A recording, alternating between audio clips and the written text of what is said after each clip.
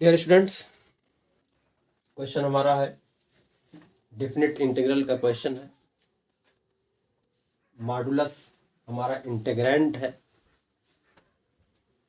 Integration 1 to 2 mod of x minus 3 dx। इसकी value find करना है, इसका मान ज्ञात करना है। तो आप अब तक इंटीग्रेशन के जितने भी फार्मूले देखे हो, कहीं भी मॉड का इंटीग्रल नहीं दिया हुआ है। तो अब सवाल उठता है कि जब मॉड का इंटीग्रल नहीं दिया हुआ है तो इसको इंटीग्रेट कैसे किया जाए। तो जब भी मॉड का इंटीग्रैंड मॉड में आवे, ये हमारा क्या है, इंटीग्रैंड समाकल्य है। जब भी मॉड में आए तो पहला काम करेंगे, मॉड के अंदर जो संख्या है उसको 0 रखेंगे। सॉल्यूशन क्या करेंगे, x minus 3 is equal to 0 implies that क्या आ गया, x इज इक्वल टू 3। तो x की वैल्यू 3 आ गई। तो फिर देखेंगे कि x की वैल्यू जो आई है क्या लोअर लिमिट और अपर लिमिट के बीच में आ रही है। 1 और 2 के बीच 3 है, नहीं है। तो लिखेंगे जो कि लिमिट ऑफ इंटीग्रेशन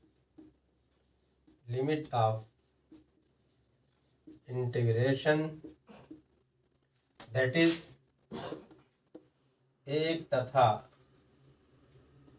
2 के बीच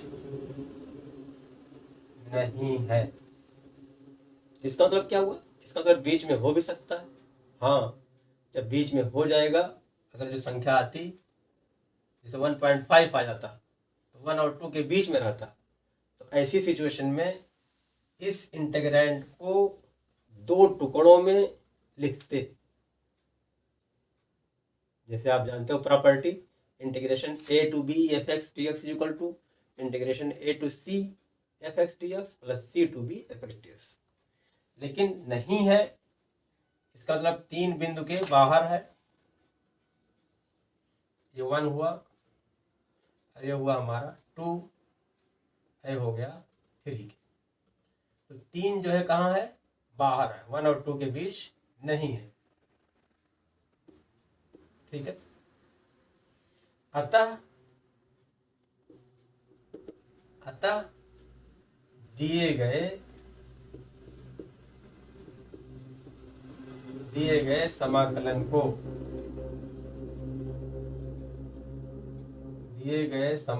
को दो समाकलन के योग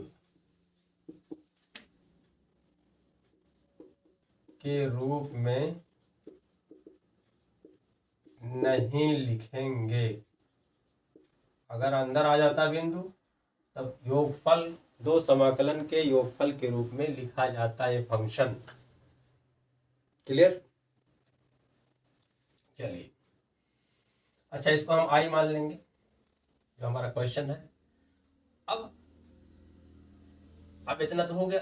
अब सवाल ये उठता है, देयरफॉर हमारा आई इक्वल टू हो गया 1 to 2 modulus x minus 3 with respect to x। अब सवाल ये उठता है कि x minus mod of x minus 3 को इंटीग्रेट कैसे किया जाए। तो आप मॉड जानते हो, mod of x is equal to x यदि x is greater than equal to 0 और this is equal to minus x यदि x इज लेस देन 0। यानी मॉड के अंदर कोई संख्या लिखी हुई है, उसकी वैल्यू प्लस में आएगी यदि x जो है 0 हो या 0 से बड़ा हो। जैसे mod of 2 is equal to 2, mod of 3 is equal to 3, mod of 4 is equal to 4, mod of 1/2 is equal to 1/2।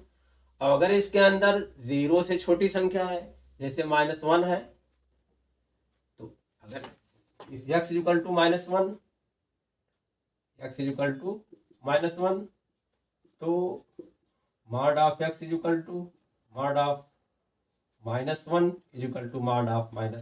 ये ऐसे हो गया, हम ये कहना चाह रहे हैं।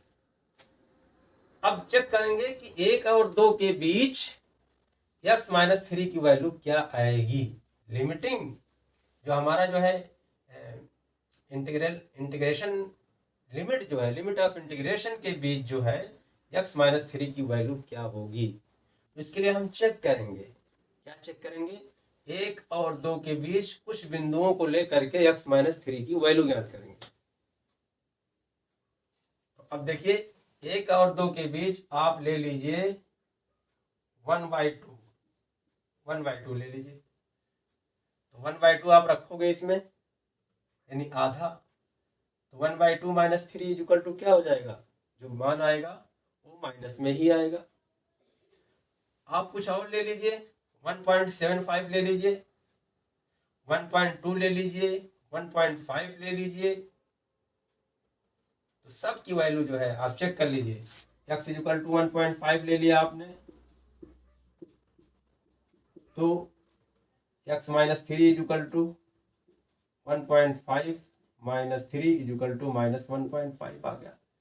x इज इक्वल टू आप ले लीजिए 1.75 ले लीजिए, तो x-3 इज इक्वल टू आ जाएगा 1.75 -3 इज इक्वल टू क्या आ जाएगा, 1.25 आ जाएगा, -1.25 आ जाएगा। इस तरह से 1 और 2 के बीच जितनी भी वैल्यू लोगे सब के लिए x-3 की वैल्यू नेगेटिव आ जाएगी।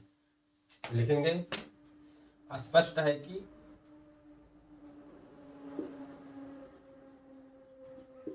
Limiting integration of limit, integration of limit of integration के लिए स्पष्ट है कि लिमिट ऑफ इंटीग्रेशन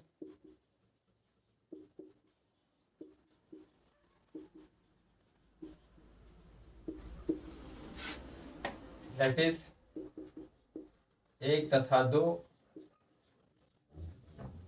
के बीच प्रत्येक बिंदु के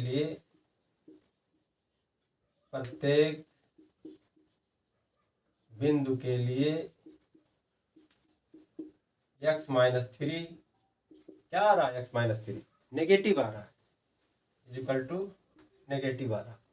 therefore mod of x-3 is equal to क्या हो जाएगा, जब मॉड के अंदर नेगेटिव आ रहा हो, this x equal to -1, this equal to minus of -1, x-3 की वैल्यू नेगेटिव आ रही है, तो this is equal to minus of mod के अंदर x-3, ये हुआ। Therefore I is equal to integration 1 to 2, अब मॉडुलस x-3 की वैल्यू क्या आ गई, minus of x-3 with respect to x।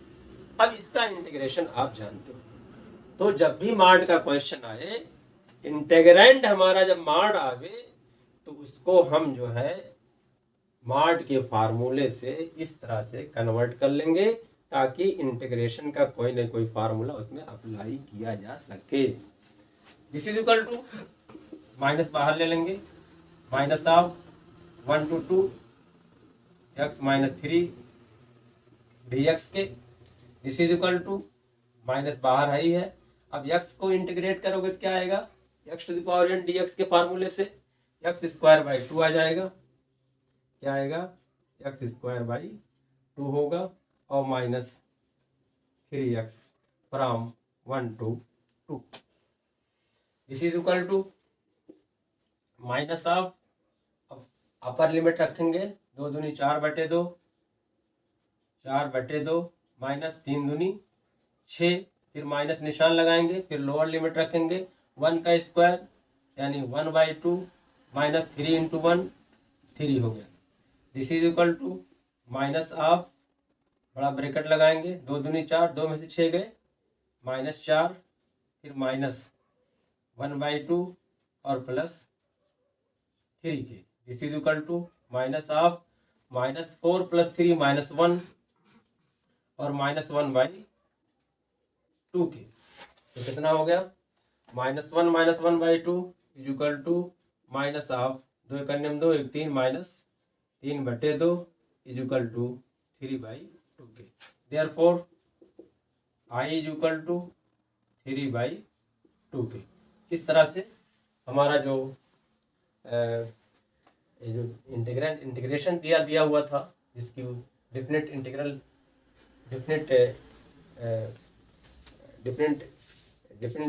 निकाल ज्ञात करना था, उसकी वैल्यू हमारी आ गई 3/2 क्लियर।